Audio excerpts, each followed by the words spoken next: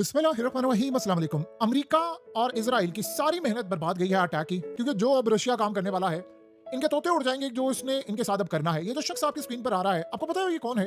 2008 से लेकर 2012 तक ये रशिया का प्रेसिडेंट था। और जब ये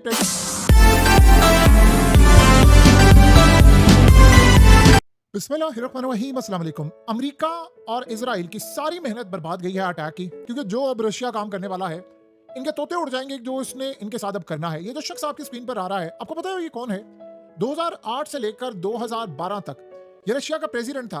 और जब ये प्रेसिडेंट था तो पुतिन प्राइम मिनिस्टर था। लेकिन दुनिया ये समझती है, और बिल्कुल ये बात है, कि पुतिन ही असल में प्रेसिडेंट था और ये सिर्फ एक फेस था। ये 4 साल तक रहा। फिर 2012 से लेकर 2020 तक ये रशिया का प्राइम मिनिस्टर रहा, और अब ये डिप्टी चेयरमैन है रशिया की सिक्योरिटी काउंसिल का। यानी पुतिन के राइट हैंड में जो टॉप के लोग आते हैं, उनमें ये शुमार है। जो पुतिन की पॉलिसी है वही इसकी पॉलिसी है, इतना करीब है।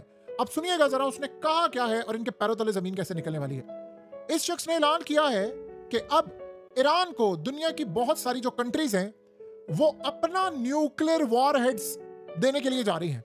यानी आप ये समझते हैं कि आपने ईरान का एटमी प्रोग्राम तबाह किया है, आप जरा 2 मिनट के लिए चुप कर जाएं। ईरान को अब बना बनाया न्यूक्लियर वॉरहेड मिलने वाला है। यानी ईरान के पास अब न्यूक्लियर वॉरहेड्स होंगे, जिससे अब उसको एटमी ताकत के लिए कोई तजर्बा कुछ करने की जरूरत नहीं। उसके पास मिसाइल है, सीधा वो मिसाइल पर लगाएगा और एटमी हमला दे मारेगा। अब वो हमला अमेरिका पर कर दे, इजराइल पर कर दे, या दुनिया की किसी भी ताकत पर कर दे। अब आप सोचें कि इस शख्स ने ये इतना बड़ा बयान किसकी इजाजत के साथ या पुतिन की इजाजत से? सुनिए आगे क्या कहते हैं। वो कहता है कि अमेरिका ये समझता है कि उसने ईरान के न्यूक्लियर साइट को तबाह करके क्या मार कर लिया, बहुत बड़ा काम किया। उसने कहा कि ये जो क्रिटिकल इंफ्रास्ट्रक्चर है न्यूक्लियर का, ये तो समझे जो ईरान का न्यूक्लियर प्रोग्राम है उसको तो तबाह ही नहीं कर सके। और थोड़ा सा सिर्फ इशू हुआ है, और वो भी क्लियर यानी माइनर से डैमेज हुआ है, उसको वो ठीक कर लेंगे। और इस सूरत हाल के अंदर आप क्या समझते हैं कि ईरान एटमी ताकत नहीं बनेगा? ईरान एटमी ताकत बनेगा, क्योंकि आप उसका मटेरियल भी नहीं तबाह कर सकते। तो आप देखिए क्या होता है। लेकिन मैं खबर दे रहा हूं, जो मैं बात कहने वाला हूं वो ये है कि अब दुनिया के बहुत सारे ममालिक ईरान को अपना न्यूक्लियर वॉरहेड देने के लिए जा रहे हैं। यानी आप अंदाजा करें कि उसने कहा कि इस वक्त सूरत हाल ये है कि इसराइल इस वक्त लरस उठा है, उसकी तबाही हो रही है, ईरान तो बच गया है।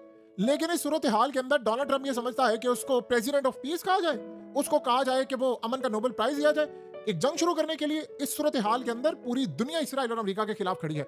लेकिन जो बड़ी डेवलपमेंट है वो ये है कि ईरान के फॉरेन मिनिस्टर हंगामी दौरे के ऊपर इस वक्त मॉस्को पहुंच रहे हैं। पुतिन ने उनको बुलाया है। आप इमेजिन करें जरा, कैसी अजीबोगरीब बात है कि आप पर हमला हो और आपको इमीडिएटली अपने ही मुल्क से कहा जाए फौरी तौर पर पहुंचे, जब एयर स्पेस बंद हो, जहाज ना हो। पुतिन ने बुलाया क्यों?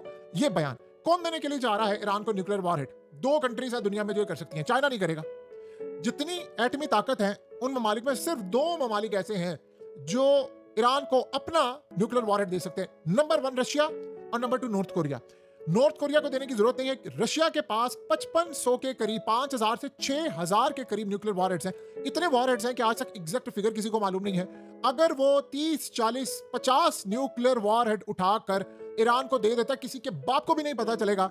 और लेट से अगर किसी को पता चल जाए तो दुनिया में रशिया पर तो ऑलरेडी इतनी पाबंदियां लगी हुई हैं, उनको इन पाबंदियों की परवाह नहीं है। वो तो ऑलरेडी दुनिया के अंदर इस वक्त भी ब्लैक लिस्टेड है। वो तमाम लोग ना, बैंकिंग सिस्टम उनका करता है काम, सारा कुछ सर्वाइव करे यूक्रेन की जंग के बाद। तो इस सूरत हाल के अंदर अगर रशिया ने उठाकर